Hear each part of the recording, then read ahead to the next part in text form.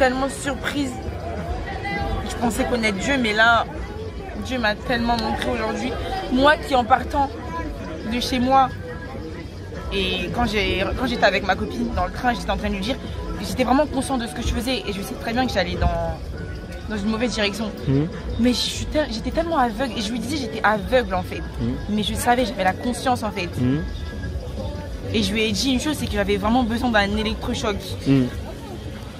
Mais jamais de ma vie j'aurais pensé que le soir même j'aurais été délivrée. Wow. Là carrément j'ai même pas envie de pleurer, j'ai envie de je sais pas, de joie. Les gars, j'ai senti un vent, déjà j'ai senti remonter l'esprit. Waouh. Jamais de ma vie j'aurais cru ça, jamais. Tu es catholique, c'est ça? J'ai été catholique, enfin je suis catholique. Waouh, là, on est passé maintenant, waouh. Waouh, waouh. Mais là en fait, merci Seigneur, vraiment merci. Waouh. Mais en fait, franchement raconte un peu le témoignage de ta soeur un peu. Franchement c'était choquant. Ouais. Parce que juste avant elle me parlait d'un électrochoc. Elle sait quoi faire. Je t'aime beaucoup. Après quelques semaines que je me rendais compte de ce que je faisais, dans mes actions, etc. Je savais ce que je faisais, mais je ne voulais pas me poser les questions. Je ne voulais pas réfléchir pour justement prendre des décisions. Je voulais vraiment continuer à faire ce que je faisais, étant donné que c'était mal. Et donc du coup, c'était comme si j'étais aveugle. Donc, comme je l'ai dit, j'avais vraiment l'esprit disposé, mais la chair, elle était trop faible. C'est-à-dire à chaque fois qu'il y avait quelque chose qui se présentait devant moi, je tombais tout le temps. Et du coup, j'étais en train de dire à une amie à moi, c'était aujourd'hui on est samedi et c'était jeudi. J'étais en train de dire à une amie à moi que j'ai vraiment besoin d'un électrochoc parce que j'aime pas ce que je fais. J'aime pas ce que je fais, mais pourtant je le fais. Par contre, j'arrive pas à faire ce que j'aimerais faire. Mais je hais ce que je fais. En fait. Mais je sais pas pourquoi je le fais. Et donc du coup, j'étais en train de lui dire ça. Et ensuite, on est descendu du train, parce que j'ai dit ça dans le train. On est descendu dans le train. Et on marchait sur les rues de Saint-Denis. Et on est tombé sur un jeune qui s'est pas adressé à moi tout de suite, mais à mon ami, en lui disant cherche Jésus. Moi automatiquement je lui dis Amen, parce que je pense que c'est un message qu'il veut faire passer. Et mon amie, elle lui répond quoi, elle comprend pas. Et il lui répète la même chose. Donc du coup moi j'essaie de faire comprendre comme quoi essayer de dire quelque chose au moins, mais elle comprenait toujours pas. Donc il lui répète une troisième fois. Et voilà quoi, elle essaie de comprendre mais sans comprendre. Donc ensuite, suite à ça, il nous racontait un peu son témoignage à lui. Et tout de suite, je me suis reconnue dedans. Je me suis reconnue en fait dans ce qu'il faisait avant, mais c'est ce que je faisais moi actuellement. Et il a dit une chose, il a dit le problème c'est que parfois on tombe et on se relève. Et moi en fait, je l'ai stoppé à ce moment-là pour lui dire que justement, parce que moi c'est vraiment ce que je fais, je tombe, je me relève et c'est comme si c'était des montagnes russes en fait. J'y arrive pas en fait, je veux pas je veux vraiment stagner et pas tout le temps tomber et se relever. Et quand je lui ai dit ça, je pense qu'il a, je sais pas, mais je pense qu'il a compris que j'avais quelque chose, parce qu'après ça il m'a fait lire un verset.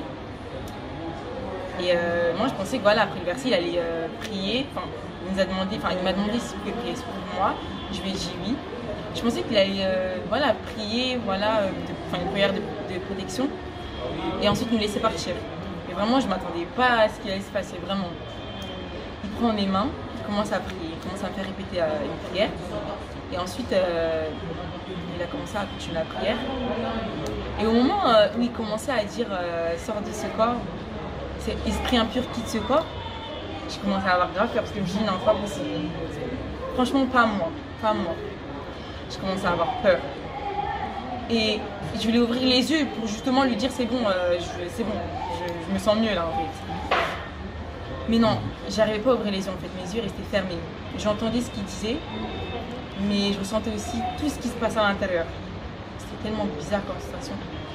Et en fait, plus il disait esprit sort de ce corps, quitte ce corps, il y avait un truc qui montait, qui descendait. C'était un truc de ouf. Parce qu'en fait, vraiment à l'heure où je vous parle là, vous m'entendez là, mais je savais aussi ce qui se passe à l'intérieur. Je ressentais tout. Et ensuite, il a dit une chose, il était en train de dire, quand il était en train de prier, en fait, il était en train de dire que je sens ton cœur battre. Je me dis, mais comment il sent mon cœur? Il est en train de battre d'une manière, il faut le toucher pour vraiment sentir ça, mais il n'avait même pas besoin de toucher mon cœur et il a vraiment senti que mon cœur il battait fort. Et là, il me dit, comment tu te sens? Je vous l'ai dit, il me dit, comment tu te sens? Et là, je m'écoute par terre, je pleure d'une manière vraiment. Vraiment là, c'est à ce moment-là que j'ai réalisé que non, c'est un truc d'autre, il y avait vraiment un truc en moi. Et moi, je voulais vraiment pas que ça m'arrive des trucs comme ça. Franchement, j'aime pas parce que ça me fait vraiment peur. Là, j'ai moins peur qu'il y a quelques jours, mais vraiment, c'est des trucs réels. En fait, c'est vraiment réel. Je suis en train de dire à mon ami, je suis en train de courir un peu, c'est réel en fait, c'est un truc de ouf. Et là, truc de ouf. Déjà, on était dehors. Donc, ça veut dire qu'en plus, avec le temps, en ce moment, je sais qu'il fait froid, il y a du vent. Mais alors là, j'ai senti un vent, genre un vent particulier. En fait, la manière dont je l'ai décrit, je pense qu'il avait compris. Parce qu'en fait, c'était un vent, c'est comme si on soufflait derrière moi et qu'il y avait des portes qui s'ouvraient, genre.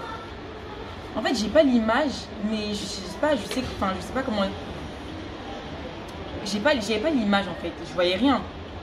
Mais j'arrive à le décrire. Il y avait un vent qui. Et là, il enlève ses mains devant mes yeux et il me dit, le jeune il me dit il m'a dit que c'était bon. Et là j'ai pleuré. Non mais là effondrement total. Parce que vu ce que j'ai ressenti déjà dans mon cœur, à l'intérieur de moi, et en plus du vent, et en plus au début quand j'ai réalisé, je me suis dit non, c'est le vent dehors, c'est pas possible. Non, c'était pas un vent dehors, c'était vraiment un vent particulier. Et là, c'était un truc de... Franchement, en fait, j'arrive pas à y croire. Parce que là, encore aujourd'hui, on a parlé de ça.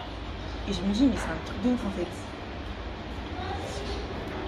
Mais franchement, je suis trop contente d'être délivrée de ça. Parce que j'en ai vraiment marre, en fait. En fait, c'est vraiment un truc de... Enfin, moi, je trouve que c'est vraiment la pire des choses de savoir ce qu'on fait, d'avoir conscience, mais de faire tout le contraire, de rien faire pour justement arranger les choses. J'aurais préféré ne pas être conscient de ce que je fais, pouvoir continuer et encore. Mais là, j'étais vraiment conscient de ce que je faisais. J'étais vraiment dans le péché total. Voilà, donc je le remercierai jamais assez. Parce qu'on s'est vraiment croisés par hasard. Genre, et une heure avant, je disais que j'avais besoin d'un électrochoc.